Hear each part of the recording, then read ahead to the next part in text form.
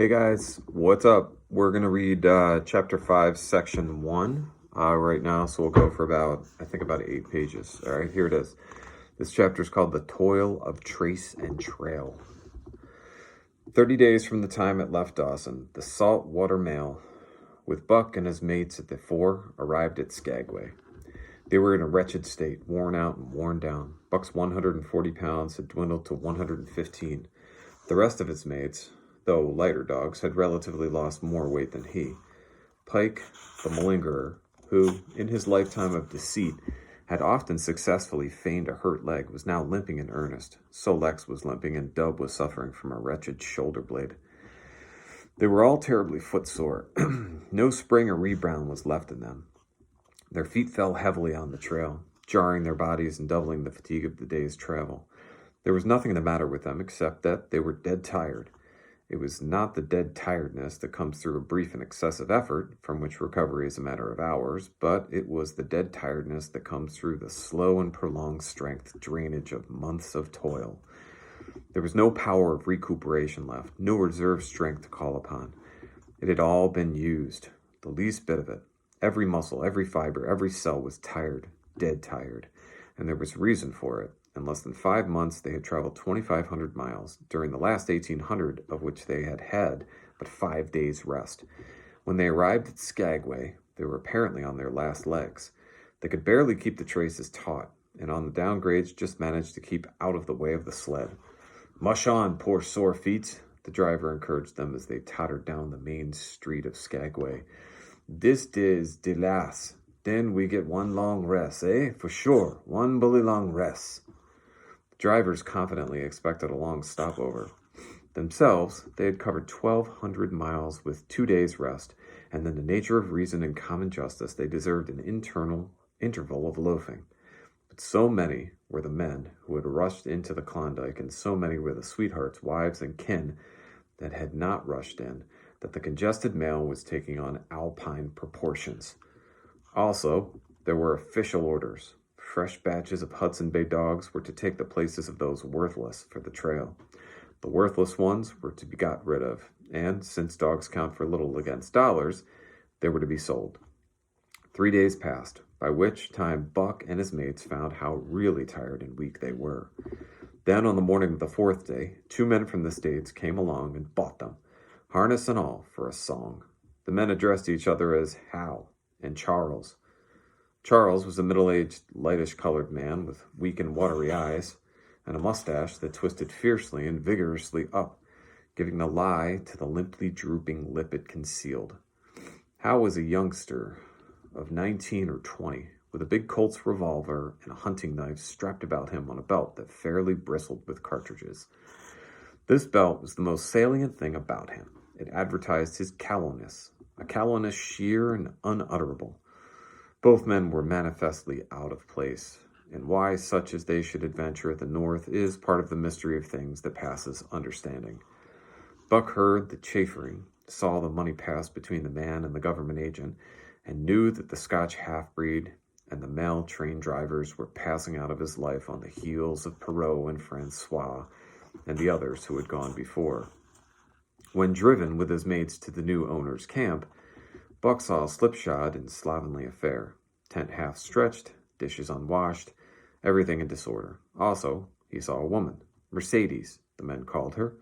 She was Charles's wife and Hal's sister, a nice family party. Buck watched them apprehensively as they proceeded to take down the tent and load the sled. There was a great deal of effort upon their manner, but no businesslike method. The tent was rolled into an awkward bundle 3 times as large as it should have been. The tin dishes were packed away unwashed. Mercedes continually fluttered in the way of her men and kept up an unbroken chattering of remonstrance and advice. When they put a clothes sack on the front of the sled, she suggested it should go on the back. And when they had it put on the back and covered it over with a couple of other bundles, she discovered overlooked articles which could abide nowhere else but in that very sack, and they unloaded again. 3 men from a neighboring tent came out and looked on, grinning and winking at one another. "You've got a right smart load as it is," said one of them, "and it's not me should tell you your business, but I wouldn't tote that tent along if I was you." "Undreamed of," cried Mercedes, throwing up her hands in dainty dismay. However in the world could I manage without a tent? It's springtime, and you won't get any more cold weather, the man replied. She shook her head decidedly. And Charles and Hal put the last odds and ends on top the mountainous load. Think it'll ride? One of the men asked. Why shouldn't it? Charles demanded rather shortly. Oh, that's all right, the man hastened meekly to say. I was just wondering, that's all. It seemed a mite top-heavy. Charles turned his back and drew the lashings down as well as he could, which was not in the least well.